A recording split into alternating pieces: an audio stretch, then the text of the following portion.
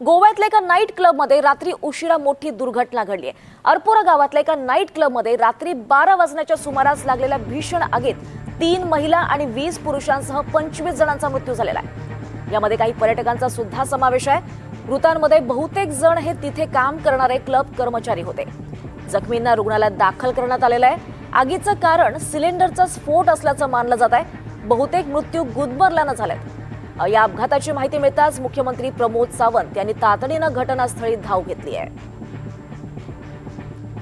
गोव्याच्या क्लबमध्ये अग्नितांडव पाहायला मिळालंय। यात 3 महिला आणि 20 पुरुषांसह 25 जणांचा मृत्यू झालेला आहे। यामध्ये काही पर्यटकांचा सुद्धा समावेश असल्याचं कळत आहे। या मृतांमध्ये बहुतेक जण हे तिथे काम करणारे क्लब कर्मचारी होते।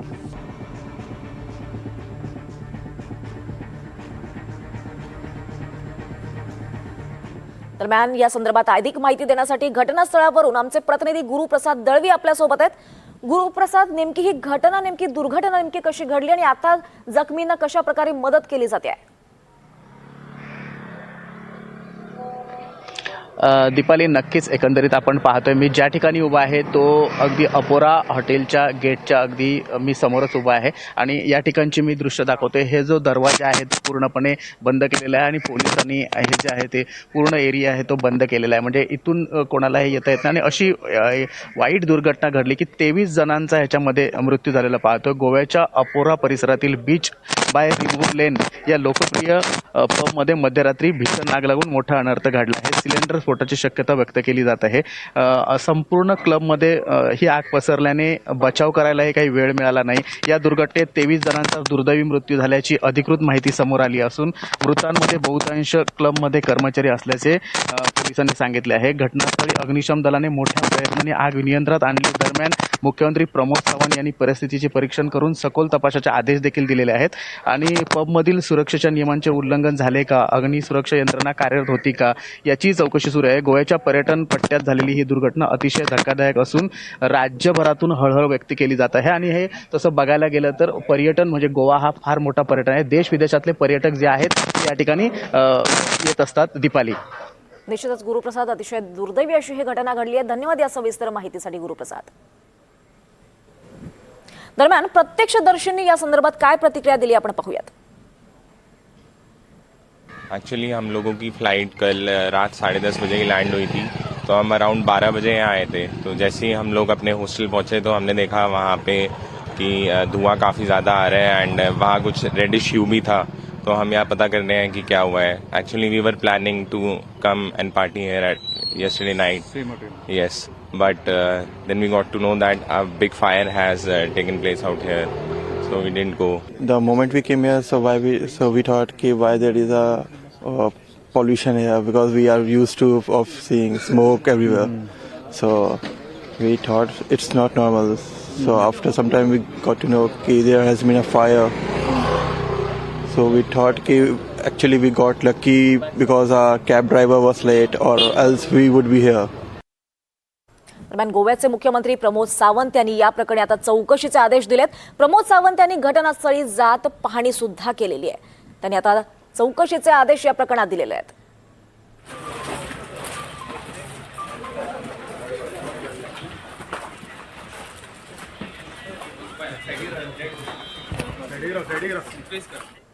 तेव्हा खूप वाईट दिसतं की अशा पद्धतीचे इन्सिडंट्स आमच्या गोंयांत आनी ट्युरिजम स्टेटीत जाला।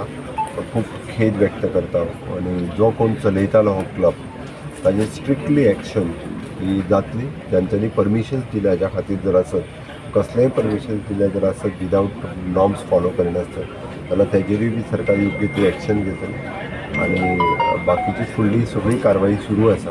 आत्ता ज्यो 23 डेड बॉडीज ज्यो भितर मेल्याचे फक्त 2 जण हे जळून मेल्या, बाकीचे उरलेले सगळे गुदमरून मेल्या।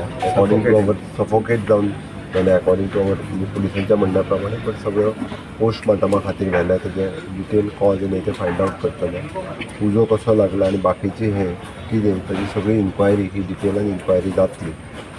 ताज्या उपरांत जेका बिहायंड द बार्स घालपाक जाय, पनीश करपाक जाय, त्या सगळ्या जाणांक पनिशमेंटूय करतले। दरम्यान गोव्याचे डीजीपी आलोक कुमार यांनी म्हटलंय की मध्यरात्रीनंतर पोलिसांना अलर्ट मिळाला.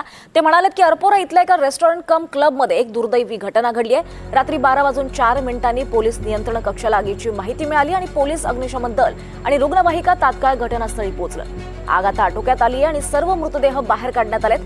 पोलीस घटनेचं कारण तपासतील आणि आम्ही निष्कर्षांच्या आधारे कारवाई करू असं त्यांनी म्हटलं आहे.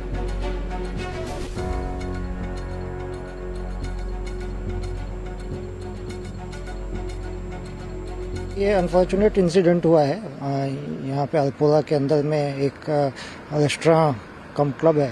वहाँ पे 12:04 पे पुलिस कंट्रोल रूम में इंफॉर्मेशन आई कि वहाँ कोई फायर इंसिडेंट हुआ है और वहाँ इमिडिएटली पुलिस और फायर ब्रिगेड और एम्बुलेंस वगैरह सब ने रश किया उधर. तो अब फायर तो अंडर कंट्रोल है और वहाँ से डेड बॉडीज सारी निकाली गई हैं और इसमें जो ज़्यादातर जो बॉडीज मिली हैं वो नीचे जहाँ किचन है इसका रेस्टोरेंट का, वहाँ पे डेड बॉडीज ये मिली है और अभी इस घटना के कारणों की जांच पुलिस करेगी और उसमें जो भी उसके कंक्लूजन निकल के आते हैं जांच के, उसके हिसाब से हम लोग इसमें एक्शन लेंगे. दरम्यान या दुर्घटनेवर पंतप्रधान नरेंद्र मोदींनी सुद्धा ट्विट करत आपली प्रतिक्रिया दिली आहे. तर काय ट्विट केलं आपण पाहूयात. गोव्यातील अरपोरा इथल्या आगीची दुर्घटना ही अत्यंत दुःखद आहे. ज्यांनी आपल्या प्रियजनांना गमावलंय त्यांच्याबद्दल माझ्या संवेदना आहेत. जखमींना लवकर बरे व्हावे अशी मी प्रार्थना करतो.